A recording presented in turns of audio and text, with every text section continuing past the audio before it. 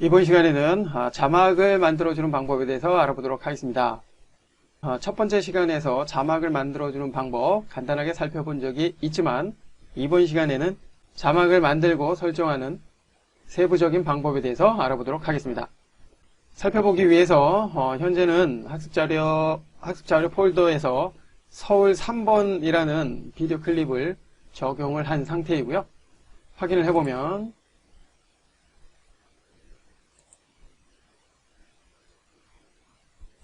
자, 이처럼 한강이 보이는 서울의 장면이 동영상으로 촬영이 된 클립인 것을 알 수가 있습니다. 오디오 채널은 있지만 소리는 없는 그러한 클립이라는 것을 알 수가 있고요. 이제 지금의 이 장면에 자막을 만들어 보도록 하겠습니다. 자막을 만들어주기 위해서는 기본적으로 툴바 맨 아래쪽에 문자 도구라는 것이 있죠. 꾹 눌러보면 세로로 글자를 만들어주는 그러한 기능도 있고요. 일반적으로는 가로 방향으로 글자를 입력을 하기 때문에 문자 도구를 사용을 해봅니다. 글자, 즉 자막을 입력하고자 하는 위치에서 클릭을 해보면 이렇게 입력할 수 있는 상태로 바뀐 것을 알 수가 있고요. 이제 위치가 조금 위쪽으로 간 것 같습니다. 선택 도구를 사용을 해서 아래쪽으로 조금 내려줍니다. 자막이 적용된 위치는 타임 마커가 있는 지점을 기준으로 해서 적용이 되기 때문에 여기에 만들어진 것을 알 수가 있고요. 위치는 얼마든지 이동을 해서 원하는 위치로 바꿔줄 수도 있습니다. 기본적인 길이는 현재 10초로 되어 있는 것을 알 수가 있고요. 이것은 스틸 이미지 파일을 불러올 때의 길이를 설정을 했던 환경 설정 그리고 타임라인에서 설정을 해줄 수가 있는데요. 현재 스틸 이미지가 10초로 되어 있죠. 그렇기 때문에 스틸 이미지로 인식이 되는 요 자막 클립 또한 10초로 적용이 된 것을 알 수가 있습니다. 확인이 끝났다면 일단 창을 닫고 나옵니다. 길이는 얼마든지 조절을 할 수 있기 때문에 특별히 문제 되지는 않겠고요. 됐습니다. 자, 이제 글자를 입력을 해보도록 하겠습니다. 선택을 해주고요. 텍스트, 글자를 입력할 수 있는 그 상태가 해제가 됐군요. 이럴 때는 해당 자막 클립을 이렇게 잽싸게 삭제를 한 다음에 다시 작업을 해주는 것이 좋습니다. 클릭을 해서 글자를 입력을 해봅니다.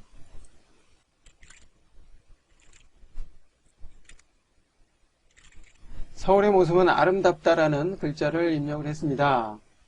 일단 입력이 됐기 때문에 설정만 해주면 되겠죠. 위치를 조금 아래로 내려줍니다. 살짝 아래로 내려주고 여기다 놓을까요? 위쪽이 더 좋을 것 같습니다. 됐고요. 이제 글자의 크기, 색상 그 밖에 설정을 해 봐야 되는데요. 먼저 글꼴에 대한 설정을 해보도록 하겠습니다. 소스 텍스트의 글꼴은 여기에서 설정을 해줄 수가 있고요. 글꼴이 바뀌었고요.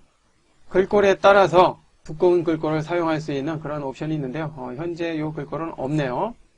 그리고 글자의 크기는 여기에서 설정을 해줄 수 있습니다. 글자의 정렬은 왼쪽 정렬과 가운데 그리고 오른쪽 정렬 그 밖에 박스 형태의 글자를 입력을 했을 때 정렬 방식 등을 설정을 해줄 수가 있습니다.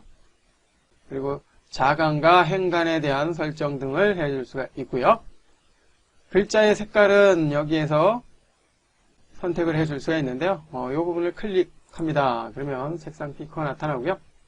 원하는 색상을 설정을 한 후에 확인. 글자의 색깔이 바뀐 것을 알 수가 있고요. 여기에서 특정한 글자의 색깔만 바꾸고자 한다면 다시 글자 입력 도구를 사용을 해서 바꾸고자 하는 글자만 선택을 해줍니다. 그 상태에서 이렇게 색깔을 바꿔주게 되면 해당 선택된 글자만 이렇게 바뀐 것을 알 수가 있습니다. 크기 또한 마찬가지죠. 크기 또한 이렇게 서로 다르게 설정을 해줄 수가 있습니다. 살짝 아래로 좀 내려주고요. 그 밖에 테두리가 필요하다라고 한다면 선을 체크를 해서 선을 사용할 수 있도록 해주고요. 선의 두께는 여기에서 설정이 가능합니다. 그리고 이 글자의 배경을 만들어주고자 한다면 배경을 체크를 해주면 되겠고요. 배경의 투명도와 크기에 대한 설정도 해줄 수가 있습니다. 계속해서 그림자를 만들어주고자 한다면 어두운 영역을 체크를 해준 후에 그림자를 만들어줄 수 있는데요. 배경을 사용을 했을 때는 그림자는 거의 사용을 하지 않습니다. 둘 중에 하나만을 사용을 하게 되는데요. 일단 배경은 해제를 해주고 그림자의 투명도, 그리고 그림자의 각도, 그림자의 거리, 그 밖에 그림자 경계에 대한 설정들을 해줄 수가 있고요. 그리고 텍스트 마스크를 체크를 해주게 되면 텍스트의 형태를 마스크로 사용을 해줄 수도 있습니다. 참고하시고요. 이처럼 자막을 만들어주는 방법은 아주 간단하게 이루어진다는 것을 알 수가 있었습니다. 계속해서 이번에는 예전 방식이기는 하지만 그래도 많이 사용이 되는 그러한 자막을 만들어주는 방법에 대해서 살펴보도록 하겠습니다. 자, 일단은 요 클립은 뒤로 좀 이동을 해 놓고요. 예전 방식의 자막을 만들어주기 위해서 파일 메뉴 새로 만들기로 합니다. 그리고 중간쯤에 레거시 제목이라고 있습니다. 선택을 해보죠. 기본적으로 자막으로 사용이 될 규격을 설정을 하고 이름을 입력을 해서 만들어줄 수 있는데요. 여기에서는 이름을 그냥 자막이라고 해줍니다. 그리고 확인. 그러면 이와 같은 자막을 입력을 하고 설정할 수 있는 자막 설정 창이 나타나는 것을 알 수가 있는데요. 왼쪽에 툴바를 보면 자막이 만들어졌을 때 자막을 선택하고 이동을 할 때 사용이 되는 선택도구, 자막을 입력할 때 사용이 되는 문자도구, 그리고 박스를 만든 후에 만들어진 박스 안에서만 자막이 입력이 되는 영역 문자도구, 그리고 패스, 즉 선을 만들어 놓고 선 따라서 글자가 입력이 되는 그러한 패스 문자도구, 그리고 패스를 만들어줄 때 사용이 되는 펜 도구, 도형을 만들어줄 때 사용이 되는 도형 도구 등으로 구분이 되어 있고요. 먼저 글자를 입력을 해봅니다. 문자도구 선택을 해준 후에 원하는 위치에서 클릭. 자막을 입력을 해봅니다. 자막을 입력합니다 라는 글자를 역시 입력을 했고요. 입력된 요 글자는 앞서 기본 자막을 만들 때처럼 이렇게 전체를 선택을 하거나 일부를 선택을 해서 설정을 해줄 수도 있습니다. 만약 이렇게 일부의 글자만 선택을 해 놓은다면 선택된 글자에 대해서 크기 조절 해줄 수 있고요. 그 다음에 글꼴에 대한 설정 해줄 수 있고요. 그리고 오른쪽에 가보면 속성이 있는데요. 속성을 보면 불투명도와 위치, 그리고 폭과 높이에 대한 크기 설정, 그리고 회전에 대한 설정 해줄 수 있고요. 글꼴에 대한 설정, 동행기와 행간, 자간 등의 설정을 해줄 수가 있습니다. 그리고 7 옵션에서는 색깔에 대한 설정을 역시 해줄 수가 있고요.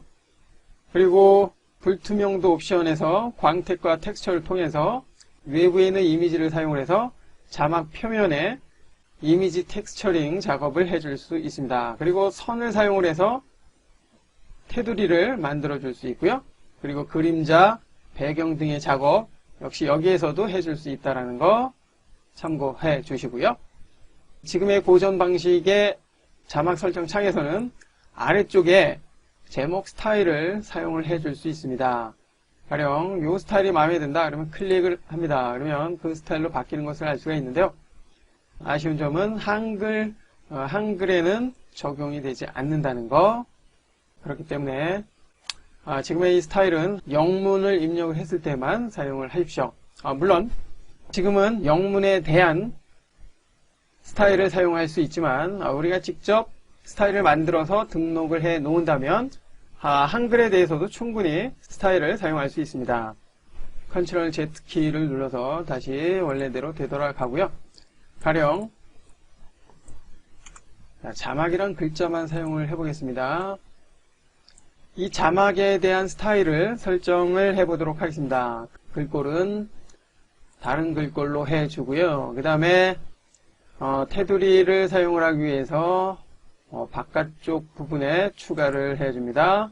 추가가 됐죠? 그리고 두께를 조금 설정을 해주고요. 색상에 대한 설정이 필요하다면 색상 설정해주면 되겠고요. 그림자를 만들어주기 위해서 어두운 영역, 그림자 설정 필요하다면 해주시기 바라고요. 이처럼 한글에 대한 스타일을 만들어 놨다면 이제 이 스타일을 등록을 해 놓고 나중에 계속 반복적으로 사용을 해 줄 수도 있습니다. 이 상태에서 플라이아웃 메뉴를 선택을 해보면 메뉴가 나타나죠. 여기에서 새 스타일 메뉴를 사용하게 되면 현재 선택된 이 스타일이 저장이 됩니다. 적당한 이름을 입력을 한 후에 확인을 하게 되면 이렇게 적용이 된 것을 알 수가 있죠. 이제 어떠한 글자를 만들었을 때 이렇게 영역을 만들어 놓고 글자를 막 이렇게 입력을 합니다. 그러면 영역 안에서만 글자가 입력이 되죠. 지금 입력된 이 글자는 자동으로 맨 마지막에 사용이 된 스타일이 반영이 되고요. 가령 다른 스타일로 바꿨다가 새로 등록된 스타일을 클릭을 하게 되면 이렇게 바뀌게 됩니다. 이렇듯 즐겨 사용이 되는 스타일은 등록을 해서 사용을 하길 바라고요. 딜리트 키를 눌러서 일단 삭제를 합니다. 계속해서 이번에는 패스의 글자를 입력하는 방법, 패스 문자 도구 클릭을 한 후에 클릭, 자 이런 식으로 패스 선을 만들어 놓은 후에 다시 한번 클릭을 해서 선택한 다음, 자 이제 커서를 선 위에 갖다 놓으면 모양이 이렇게 바뀌죠. 이때 클릭합니다. 그 다음에 원하는 글자를 입력합니다. 그러면 이렇게 패스 선에 따라서 글자가 입력이 되는 것을 알 수가 있고요. 역시 수정법은 동일합니다. 선택을 한 후에 크기를 좀 줄여주고요. 자, 여기도 마찬가지로 원하는 크기, 원하는 색깔로 얼마든지 바꿔줄 수 있다는 거. 단 아쉬운 점이 있다면 패스를 따라서 움직이는 그런 애니메이션 글자는 만들어줄 수 없다는 거 참고해 주시기 바라고요. 만약 패스를 따라서 애니메이션 되는 그런 글자를 원한다면 프리미어 프로가 아닌 애프터 이펙트라는 그런 프로그램을 활용을 해 보시기 바랍니다. 물론 배워야 되겠죠? 이처럼 프리미어 프로에서는 자막을 만들어주는 다양한 방법이 있습니다. 살펴본 것처럼 여러분한테 편하게 느껴지는 그런 방법을 사용을 하면 되겠고요. 다음 시간에는 움직이는 모션 자막을 만들어주는 방법에 대해서 살펴보도록 하겠습니다.